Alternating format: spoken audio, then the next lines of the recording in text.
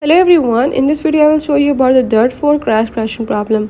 So if you are facing the crashing issue in Dirt 4 on Windows 10 and 11 PC, I will tell you how to fix it. I will show you all the steps in this video, you have to follow them, and if you are new here then don't forget to subscribe this channel. Hope by the end of the video you will be able to fix it. Now let's watch it.